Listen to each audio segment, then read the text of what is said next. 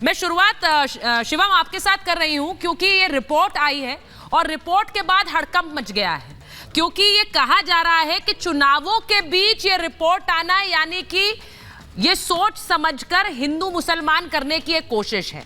लेकिन आपसे पूछ रही हूं, इस रिपोर्ट से क्या मायने निकाल रहे हैं आप?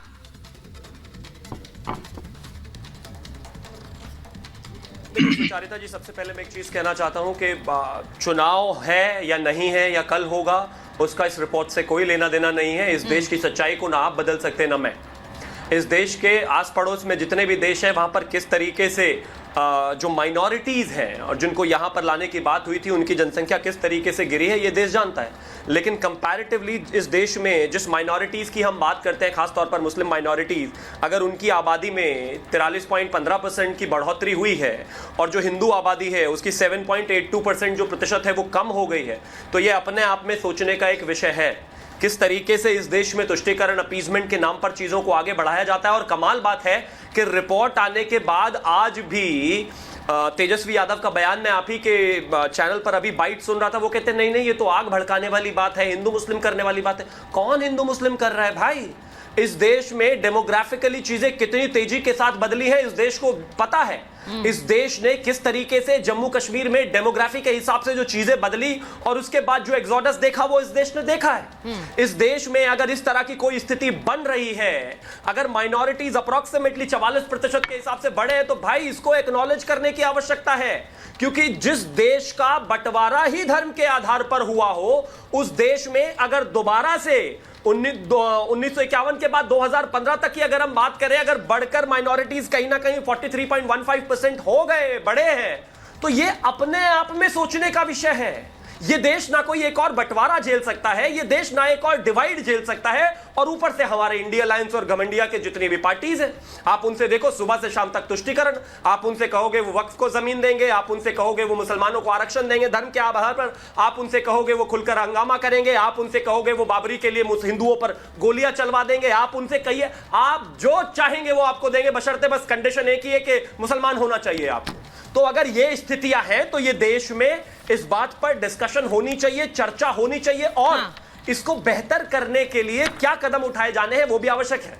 और 10 सेकंड में बस मैं यही चीज कहना चाहता हूं, सुधांशु जी लगातार इस बात को कोट करते हैं कि तमिलनाडु में पेयम्बदूर में किस तरीके से कोलतार गांव में अगर एक मुस्लिम आबादी ज्यादा हो गई तो वहां पर यह कह दिया गया था कि यहां मंदिर हो ही नहीं सकते, पूजा का अधिकार हो ही नहीं सकता। वो तो कोर्ट में जाने के बाद वो चीजें वापस हुई है। ये देश ठीक है मस्जिदों से जो 90 के दशक में कश्मीर में आवाज उठी थी वो आवाजें और नहीं झेल सकता, ये देश बंटवारा नहीं झेल सकता। जो बयान आ रहे हैं बीजेपी के, मैं उसी पर जाना चाह रही हूँ। कंचना जी पहले आप जरा रिएक्ट करना चाहेंगे क्योंकि उन्होंने तेजस्वी यादव का नाम लिया है। इसको हिंदू मुसलमान करके देखना सही होगा या फिर ये सत्य है कि देश की डेमोग्राफी एक तरह से बदल रही है? जो बहुसंख्यक थे उनकी संख्या क्या 1950 के बाद से 2015 तक इस तरह से घटती रही है और वहां मुसलमानों की संख्या बढ़ रही है? ये रिपोर्ट कह रही है और ये रिपोर्ट जो है फैक्ट स्टेट करती है। ये कोई किसी तरह का कोई तनाव फैलाने के लिए रिपोर्ट नहीं आती है।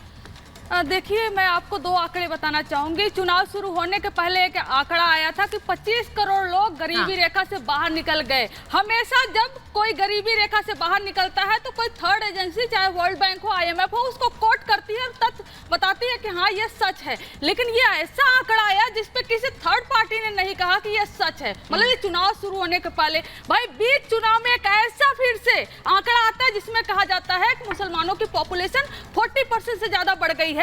लेकिन हकीकत यह है कि 2021 का सेंसस इन्होंने रोक दिया है। भाई साहब, आप 2015 तक का क्यों आंकड़ा देते हो? आप आंकड़ा आपको देना है 2023 का दो ना, 2024 चल रहा है और 2001 का सेंसस का आंकड़ा कहता है कि हिंदू का पॉपुलेशन -2.75% गिरा है और मुस्लिम का -3.53 और 2011 का कहता है कि हिंदू का 3.26 गिरा है तो वही मुसलमान का 4.73 गिरा है। ये सेंसस का आंकड़ा कह रहा है और इसका होम मिनिस्ट्री कराती है। और आप कौन सा आंकड़ा लेकर आए हो? अरे बीच चुनाव में मान लो हार कि आपके पास कोई मुद्दा नहीं है, आपने घुसपैठिया बोल बोल दिया पहले ही फेज के बाद, आपने बोल दिया वो लोग जो ज्यादा बच्चे पैदा करते हैं, और कल आपने अंबानी और अडानी पर भी बोल दिया। तो रातों रात एक आंकड़ा आ गया उसको छुपाने के लिए, अडानी और अंबानी को बचाने के लिए, ताकि उन पर डिबेट ना हो। एक ऐसा फर्जी आंकड़ा, अगर हिम्मत है तो सेंसस करवा देते, वो आंकड़ा निकलवा देते।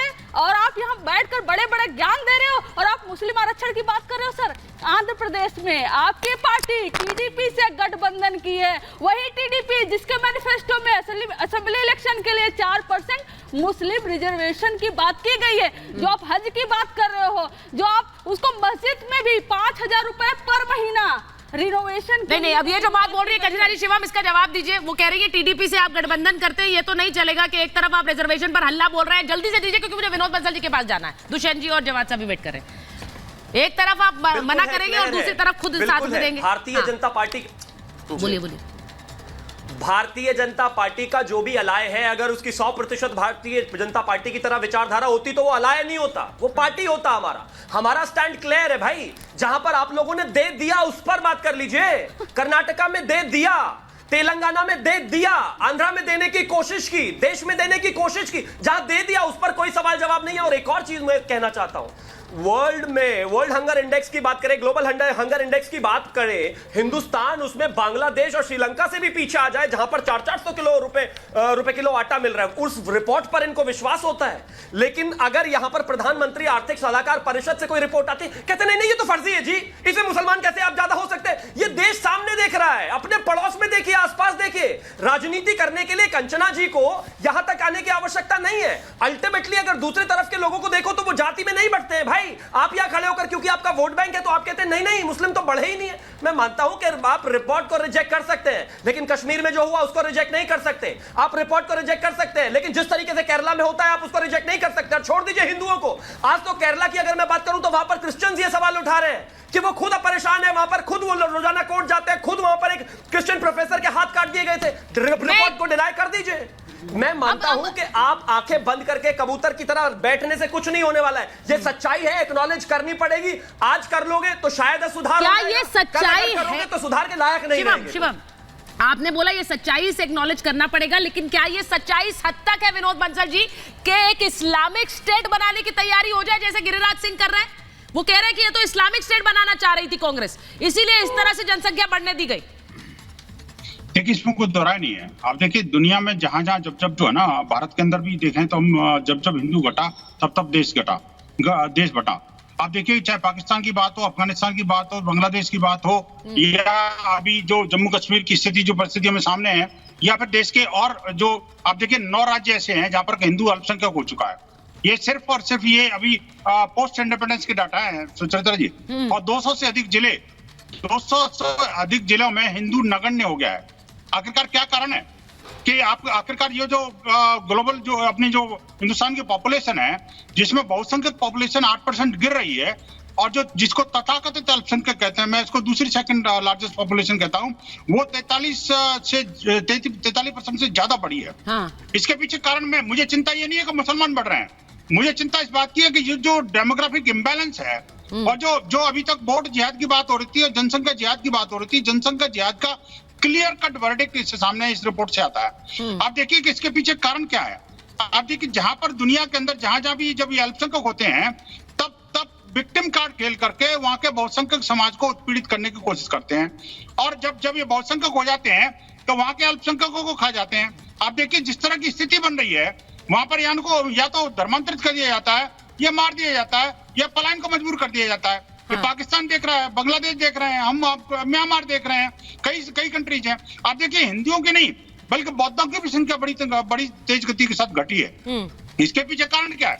देखिए, इसके पीछे मानसिकता क्या है। कहेंगे, बात करेंगे संविधान की और कानून चलाएंगे शरीयत का। हमें कहते हैं कि औलाद तो अल्लाह देता है और संसाधन सरकार देगी। ऐसा कहते हैं क्यों भाई? औलाद अल्लाह देता है, अल्लाह की देन है जी। जब बच्चे पैदा हुए, अल्लाह की देन, हम कम नहीं करेंगे। मैं कहता हूं, पूछ लीजिए इनसे कि जनसंख्या नियंत्रण नीति कानून लागू करेंगे क्या? मैं कहता हूं, क्यों दिक्कत है?